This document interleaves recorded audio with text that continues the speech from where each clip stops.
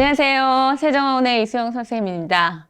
네, 일단은 저희 여기 한번 봐주세요. 여기 보면은 지금 해송고가 제가 여기서 많이 해송고 학생들을 많이 가르쳤기 때문에 이번 중간고사도 어떻게 어머니들이 준비할까 하시는 분이 있을 것 같아서 제가 이제 이 영상을 준비했습니다. 어머니들 한번 보세요. 일단 저는 히스토리가 있는 영어라고 일단 썼어요. 저는 뒤를 보지 않을게요. 어머니들이 보세요. 저는 앞에 있으니까. 히스토리가 있는 수영 영어고, 그 다음에 보시면 이제, 수영 영어는 옳았다라고 썼죠. 제가 여기서 이제 대체해서 오랫동안 가르쳤고, 한 7, 8년 동안 여기 이제 해송고를 가르치면서 많은 학생들을 가르치고, 작년 같은 경우도 굉장히 이제 작년부터 우수한 학생들이 해송고에 많이 갔어요. 2019년도랑 비교를 해보면 그때는 방문여고 학생들이 좀 우수한 학생들이 많이 갔고, 해송고는 이제 작년부터 우수한 학생들이 많이 가서 영어가 좀 어려워지고 있어요. 제가 저번에 설명에 이제 영상을 올렸는데 오늘은 그거를 이제 빠르게 하면서 이제 뒷부분에 좀 더 이제 요번에 새로운 소식을 제가 많이 말씀드리겠습니다. 어쨌든 저는 여기서 많은 학생들을 가르쳤고 성적을 올렸고 그 다음에 그만큼 많이 결과를 냈다는 말씀을 드리고 싶어요. 일단 어미들이 다 이제 설명에는 어느 정도 왔다 가셨다고 생각을 해요. 그리고 학생들이 고1이 시작됐기 때문에 전체적을 다 안다라고 생각을 해요. 그래서 전체적 범위랑 유형은 일단은 중학교 내신과는 너무 달라요. 중학교 내신과는 다르고 고등부는 어차피 애들이 영어를 했는데 또 영어를 해야 돼? 해야 돼요. 왜냐면 중학교 때는 영어가 A. 누구나 A예요. A가 영어를 되게 잘한다고 생각을 하고, 뭐 청담이나 정상이나 아니면 미국에 갔다 왔어. 그런 학생들도 많아요. 그런데 왜 내가 내신을 해야 되냐? 일단은 내신은 범위가 굉장히 많아요. 범위가 굉장히 많고, 그 다음 좀 외워야 되고, 그다음 문법 부분도 많이 나오고, 어휘도 많이 알아야 돼요. 그래서 중학교 내신과는 달라요.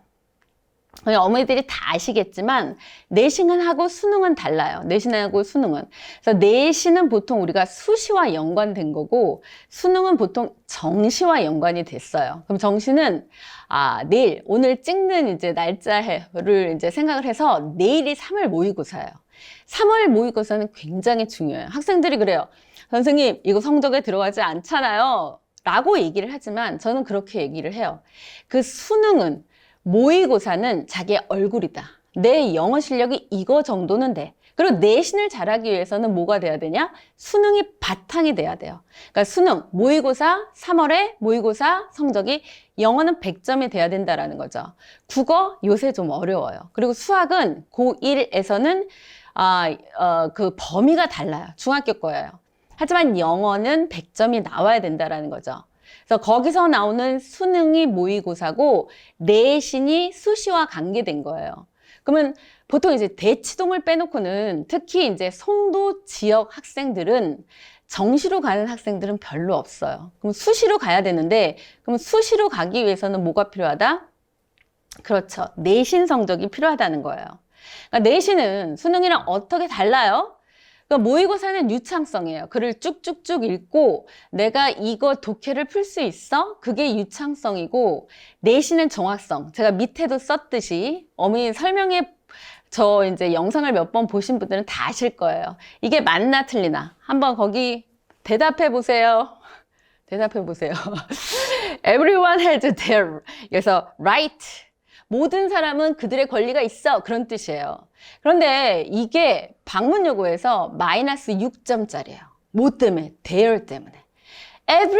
every는 선생님 복수 아닌가요? 근데 every는 단수예요.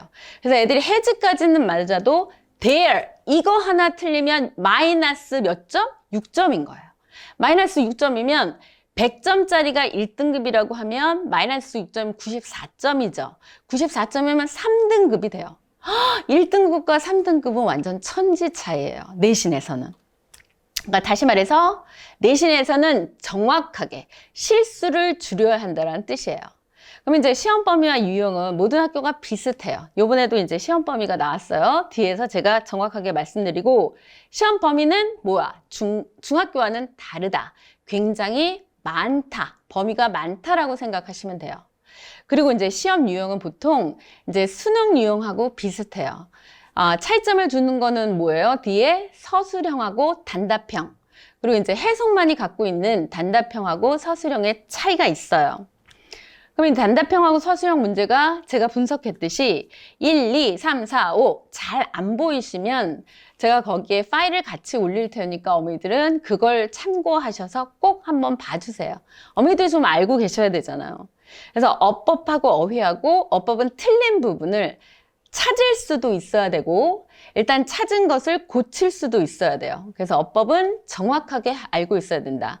특히 해석은 법은 정확하게 알고 있어야지 학생들이 굉장히 수능에선 어드밴티지가 있다. 그리고 어휘는 많이 할수록 좋다. 왜냐면 요샌 달달달달 외워서 하는 게 아니에요. 달달달달 외워도 애들이 많이 틀리는 경우가 있어요. 왜? 선택지의 단어를 몰라서요. 이런 식으로 어법하고 어휘가 해송에선 굉장히 많이 나오고 3번, 4번, 5번이 서술형이에요. 근데 3번은 보통 이제 다 단어를 줘요. 그럼 애들이 지워나가면서 쭉쭉쭉 이건 서술하는 거고 그러니까 약간 쉬운 유형이고 4번 같은 경우는 해석을 주지 않거나 아니면 투부정사의 to를 빼거나 if를 빼거나 중요한 문법사항을 하나 빼요. 그러면 거기다 자기가 집어넣을 수 있어야 돼요. 근데 5번 같은 경우가 해송에서 가끔 난도를 높일 때 나와요. 이걸 서머라이즈가 뭐야? 이거 서머리 한번 해봐. 그러면 이제 위에 주장과 요지와 그거를 자기가 서머리 할 수 있어야 되고 그걸 문법에 맞춰서 쓸 수 있어야 된다라는 거죠. 주관식 타입 1을 이제 한번 보세요. 스페시픽하게. 이게 완전히 해송형이에요. 해송형으로 이런 식으로 나와서 1번처럼 many of them 이런 식으로 나와요. 1, 2, 3, 4, 5 여기서 어법에서 틀린 거 A, B, C 이런 식으로 찾아서 고치기까지 해야 된다라는 거죠. 그리고 교과서 문장이 그대로 안 나오고 변형돼서 나온다라는 거죠. 그리고 타입 2는 제가 아까 말씀드렸듯이 가장 중요한 거는 문법이 자기 걸로 체화돼야 된다고 말씀드렸어요. 1번 같은 경우가 every야? 근데 there는 틀렸네? 이런 식으로 빨리빨리 캐치할 수 있어야 된다라는 거야. 그 다음에 2번 같은 경우도 대시 접속사예요. 대시 접속사면 뒤에 주어 동사가 나와야 돼요. 근데 still be가 있잖아요. 거기서 still be 앞에 may가 빠졌어요. 그러니까 틀린 문장인지 볼 줄 아는 눈이 있어야 된다고요. 뭐가 무장되어 있으면 문법이 무장되어 있어야 된다라는 거죠. 그다음 3번 같은 경우가 이게 이제 어휘 문제예요. 어휘 문제. 거기 한번 읽어보시겠어요? We can other persons. 같이 한번 보세요. 어머니도 한번 이렇게 눌러보시고 한번 같이 한번 풀어보세요. 우리는 다른 사람의 감정을 알 수 있대요. 뭐를 통해서? verbal, 말로 하는. non-verbal은 gesture예요. 막 기분이 좋은 거나 기분이 나쁜 거나 알 수 있대요. 뭐 같은 거? intonation 같은 거, facial expression, 얼굴의 표정 같은 거. 이게 모의고사 지문이었어요. 근데 모의고사 지문인데 이렇게 변형해서 나왔어요. 근데 학생들이 전교 1등짜리도 틀렸던 문제예요.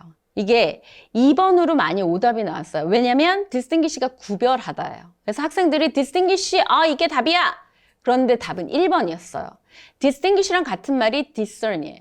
그러니까 동의어를 많이 알고 있어야 된다라는 거예요. 그러면 내신에서 제가 항상 어디서도 강조했듯이 문법을 확실히 알아야 되고 단어를 풍부하게 알아야 된다. 그래서 서술형 타입 1, 2 이게 제일 어려웠던 해송 연도, 그 연도의 타입 1, 2, 3, 4, 5까지 제가 다 올려놨어요. 그러니까 이런 식으로 서술형이 나오면 어렵다라고 생각하시면 돼요. 그럼 내신 만점을 맞으려면 어떻게 해야 돼요? 제가 아까 강조했듯이 1번. 문법이 완전히 자기 것이 돼야 된다. 선생님 그럼 겨울방학 때 안 했으면 어떻게 해요? 지금이라도 해야 돼요. 지금이라도 일단 내신을 하면서 왜? 지금 하고 시험 끝나는 게 아니잖아요. 2학년 때, 3학년 때 계속 할 수 있도록 자기가 시험 대비를 하는 거라고 생각을 하면 문법을 해야 된다는 뜻이죠. 그리고 extensive vocabulary라고 써 있잖아요. 광범위하게 어휘를 해야 된다. 그다음 3번이 제일 중요해요. 3번.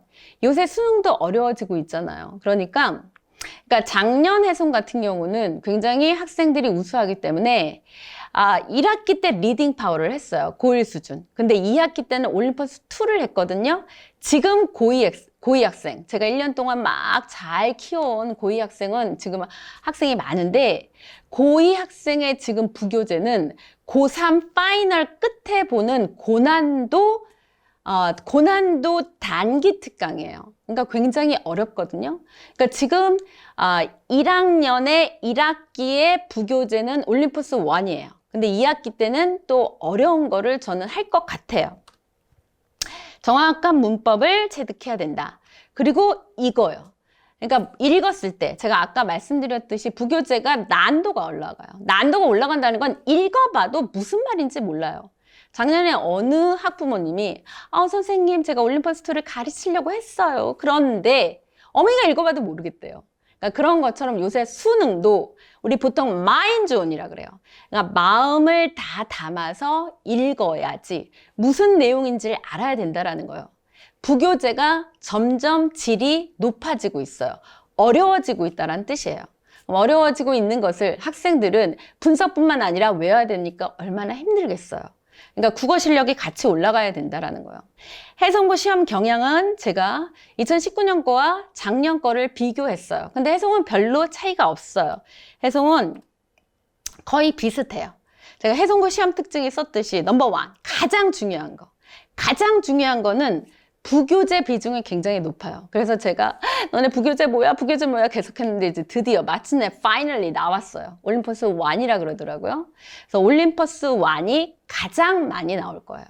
거의 70% 아니면 거의 60% 정도 나오고, 그 다음 두 번째 모의고사 수업을 학교에선 해주지 않아요. 학교에서 그 코로나 터졌을 때 한 번 해줬어요. 그러니까 그냥 모의고사는 너네가 해. 그러면 선생님이 다 해준다는 뜻이에요. 그럼 일단 부교재가 많이 나오고, 두 번째로 모의고사 수업을 해주지 않는다. 누가 해준다? 제가 해준다. 수영이가 해준다. 그다음 세 번째, 시험 출제 패턴은 가장 타당하게 나와요. 공부를 하면 나오는 구조예요. 그래서 어법하고 서술형하고 어휘 문제 이런 것들이 다 골고루 나온다. 문제가 타당성이 있다. 그 다음에 가장 중요한 건 또 외부 지문이 나와요. 외부 지문이 나온다는 건 학생들이 공부하지 않은 지문이 나온다는 거예요. 즉 다시 말해서 기본 실력을 갖추라는 뜻이에요. 그러니까 기본 실력을 갖추는 학생이, 근데 영어를 잘한다고 해서 시험을 잘 본다라고 하지 않았어요. 왜냐하면 어려운 지문이 있기 때문에 자기가 공부하지 않으면, 아까 꼼꼼하게 하지 않으면 점수가 나오지 않아요.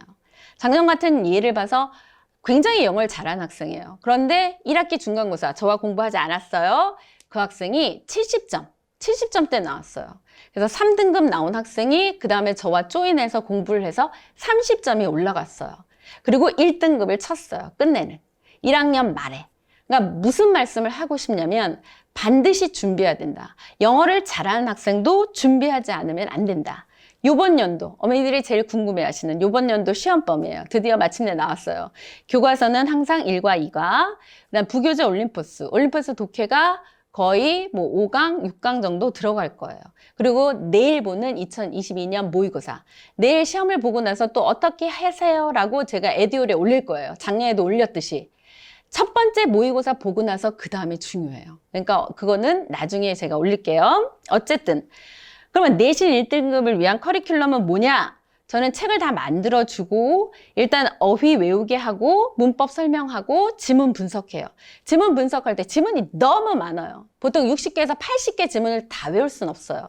그래서 제가 이거 중요 별표 완전한기 보통 이렇게 역사적으로 봤을 때 거기서 서술형이 많이 나왔어요. 그래서 학생들이 굉장히 저를 믿고 따르고 하는 학생들은 끝까지 각오했어요.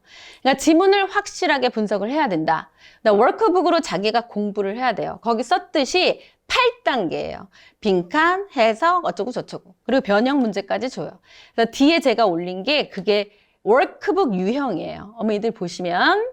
그래서 이렇게 문제까지 준다. 그래서 어느 학원에서는 또 문제 안 주고 거의 다 이거 쓰는 것만 한다 그러더라고요. 저는 거긴 반대예요.